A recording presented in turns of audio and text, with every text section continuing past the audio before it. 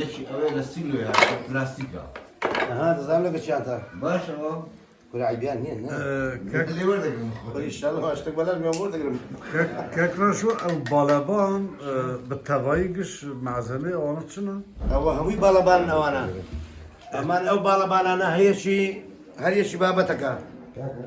مثلا او بالبان تستمواي كردي تركيا تكاري يك بدي ناس كرنه وانا يك ناس وانا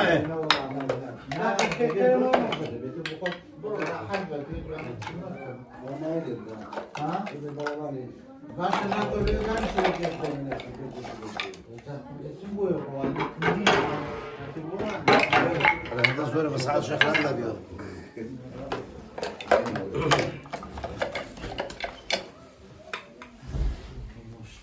مروة ما مستجان او بالبانا او اي كردي ايرانا او طبعا بس هالبرشي في عصر ذكري او ما بيجي بالابان او شر بالبانا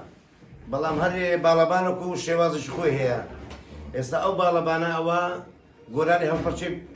في عصر ذكري اوان اها اول شان بالباني كردي باكوري بري تركيا اوان او قرار بيدلن اول شان هر بالباني ايراني اول شان عينا قراني عاطفي وانا بيري ددري لا منطقة ايران ولا منطقة خومان اول شان زوتي بيدلن زوتا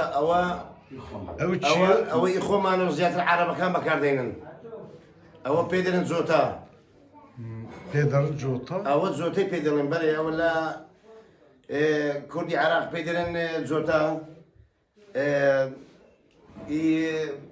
زيادة العرب كان او انا بكاردينن بلي اوش عينا اوش ان هالبالبانش تركيا او توني سي بيدلن تركيا اوش تركيا بلي اوش ان هالبالبانش ايرانيا او بوهمو اوازك بكاردي او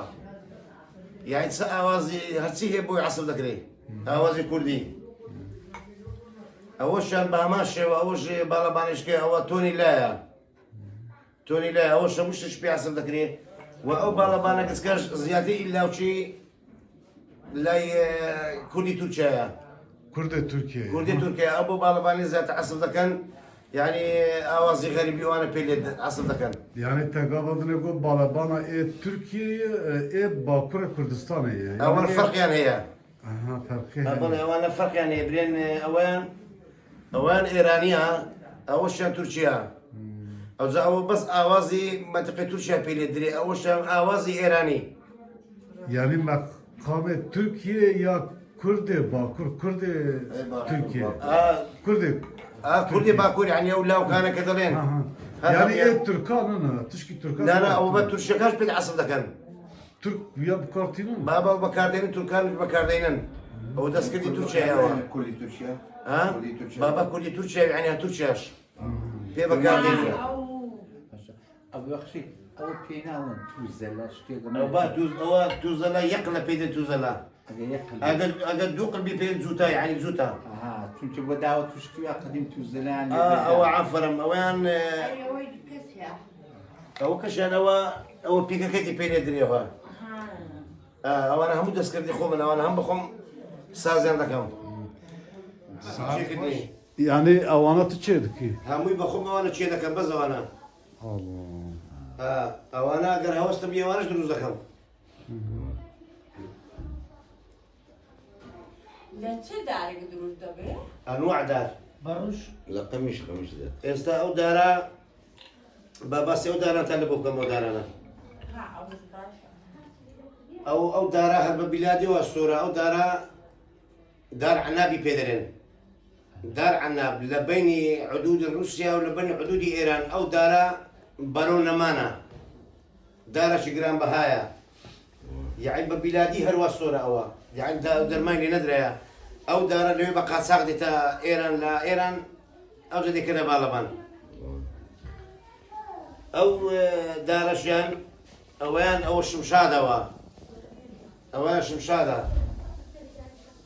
شمشاد أو دار شمشادة ئەوەشیان دارگیزە ئەوە دارگوێزەوە ها گوز ئەوە هەوە ئەو داران گوێزەوە دارە گوزێ ئەو دارەشیان بە هەمە شێوە ئەوەشە عنابی پێدەرێن هەناو ئەو عنابە عینە لەگەڵ ئەو دارە یەک دارە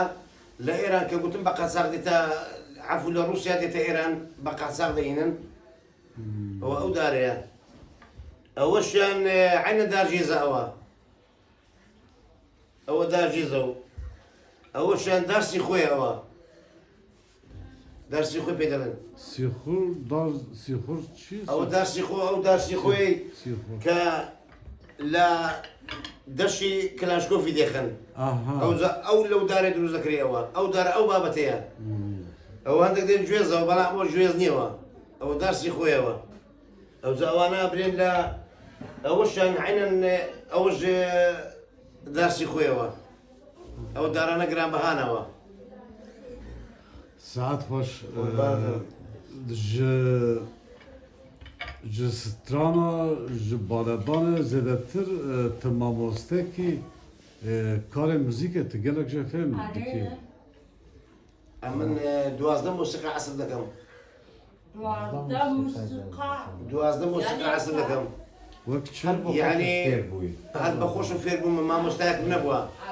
tu bi xwe fêm بە باڵەبان و ئەوانە هەر بە خۆم خۆم فێر کردیاوەنە یعنی لە تیپە میلیەکانیش بەشدارم داکردیا ئیشی نۆتەش دەکەم یعنی بەبێ مامۆستایەکم هەبی yani nota tu çê dikî یعنی ئیشی نۆتەش دەکەم ئەمە خوێندن قەدیم سامفۆنیام عەسر دەکرد ئەوانی زوقی سەربازی بەڵام وازم لێ هینە بەکرکەم نەدات ئۆرگ عەسر دەکەم